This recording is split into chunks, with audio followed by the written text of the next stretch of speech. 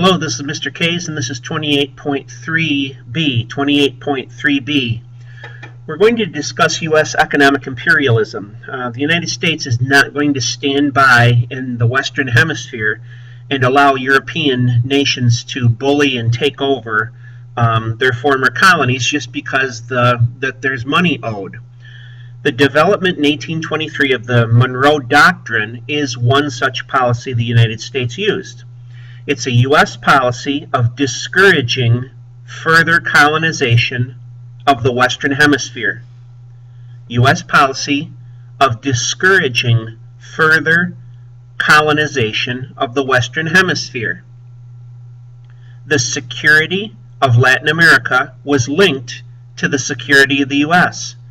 The security of Latin America was linked to the security of the United States. Can you imagine a young United States dictating to the Europeans, stay out of our neck of the woods? How were they able to do that? Well, the United States was growing in a military presence, but they also had the backing of Britain. At this time, Britain did not have a lot of colonies left in the Western Hemisphere, so it was in their best interest to back up the United States, although the United States gave that doctrine a loan. They were backed up by Britain.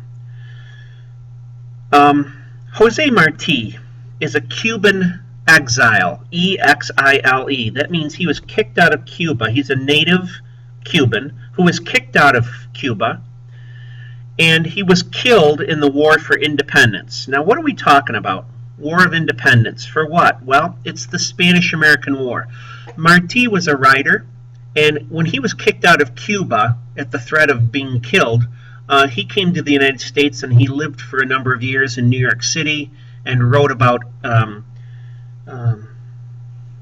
independence, and finally joined that independence movement, and unfortunately he was killed in the War for Independence of Cuba. The United States did help the Cubans become free. In the Spanish-American War in 1898, we have a 4-month-long war. A 4-month-long war.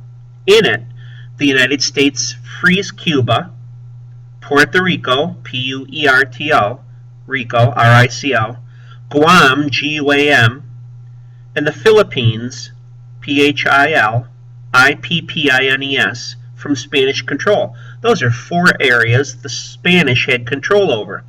2 in the Caribbean and 2 over in the Pacific. Cuba and Puerto Rico, Guam and the Philippines from Spanish control. And the United States controls Cuba then. The United States controls Cuba after that. So they helped the Cubans win freedom, and then they kind of stayed around and they controlled or pulled the puppet strings of the Cuban ruler. The United States later on is going to aid Panama down in Central America.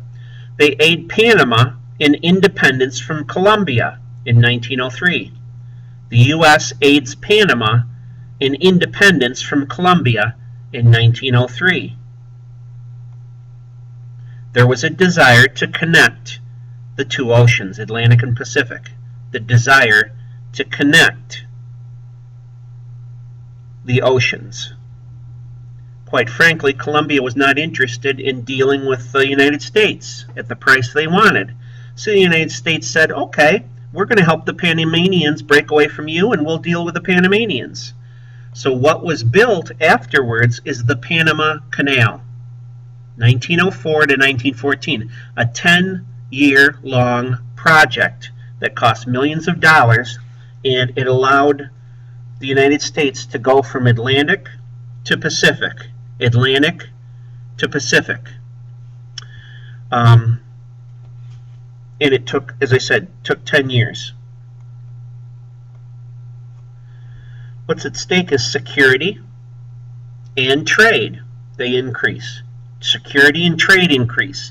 The United States could get its battleships through the canal to go from Atlantic to Pacific, and trade ships also went through. Now, to beef up the Monroe Doctrine, Theodore Roosevelt at this time passed what he called the Roosevelt Corollary. In 1904, it was an extension of the Monroe Doctrine. It was an extension of the Monroe Doctrine. Hey folks, Don't forget the Monroe Doctrine. It's going to keep you guys out of the Western Hemisphere. But it extends to include something that Latin American nations didn't really like. The United States declares the ability to intervene in Latin American national policy to protect U.S. interests. The United States declares the ability to intervene in Latin American national policy to protect U.S. interests. By this time, the United States had businesses down in Latin America, Central and South America, and the Caribbean. And if they felt it was a threat to U.S. businesses and lives, they were going to stick their nose in Latin American national policy. That did not sit well with our neighbors to the south. But we had battleships and cruisers, and we were not only a debt collector for the European nations, but we were the big brother, we were the policeman of the Western Hemisphere. So that did not set well with Latin American nations. We frankly didn't care. Well, this is the end of 28.3b, and this is Mr. K's. I'm out.